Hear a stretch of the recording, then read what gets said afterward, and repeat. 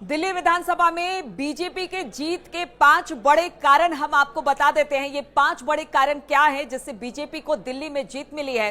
दिल्ली विधानसभा में जो बीजेपी का 27 साल का सूखा था वो खत्म क्यों हुआ, ये जो 5 कारण है वो फटाफट हम आपको बताते हैं। इन 5 कारणों ने बहुत हद तक जनता को प्रभावित किया। जनता इस मुद्दे के साथ गई, मतदान किया और बीजेपी को अब जीत मिली है इन्हीं 5 कारणों से। वो 5 कारण क्या है? पहला कारण अरविंद केजरीवाल, आप पार्टी और भ्रष्टाचार। इस मुद्दे को बीजेपी ने जबरदस्त तरीके से उठाया। शराब घोटाले को उन्होंने जबरदस्त तरीके से उठाया, जिसकी वजह से जनता को भी लगा कि हाँ, जो क्रेडिबिलिटी अरविंद केजरीवाल या आप पार्टी की थी वो कहीं ना कहीं खत्म हो रही है।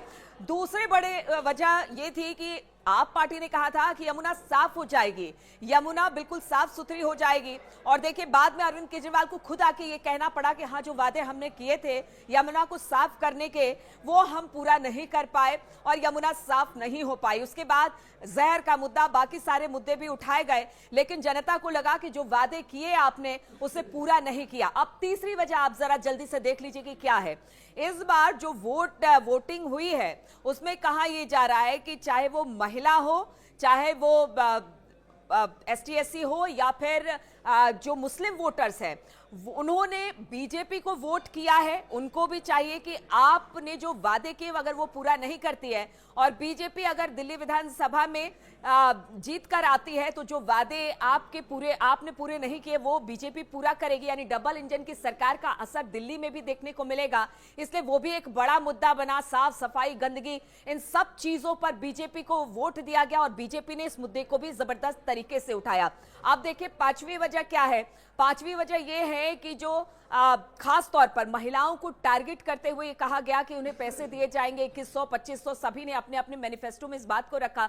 दिल्ली ने भी कहा कि देखिए, प्रमुखता से महिलाओं को हमने हर राज्य में तरजीह दी है, उनके खाते में, उनके बैंक अकाउंट में पैसे आ रहे हैं, तो जो आपने वादे किए उससे ज्यादा ही हम महिलाओं को हमेशा से करते हैं। और देखिए, महिलाएं प्रधानमंत्री नरेंद्र मोदी को भी पसंद करती हैं, इसलिए इस बार आप के अरविंद केजरीवाल की जगह लोगों ने प्रधानमंत्री नरेंद्र मोदी के चेहरे पर वोट किया है। और देखिए, सबसे बड़ी ये बात है कि जो चुनाव प्रचार हुआ उसमें प्रधानमंत्री नरेंद्र मोदी या मुख्यमंत्री योगी आदित्यनाथ, इस बात का भी हम जिक्र करें कि उन्होंने यमुना में डुबकी लगाने का चैलेंज भी योगी आदित्यनाथ ने दे दिया और साथ ही प्रधानमंत्री ने आपको आपदा बताया और आपदा के साथ उन्होंने ये कहा कि देखिए, दिल्ली को अब इस आपदा से बचाना है।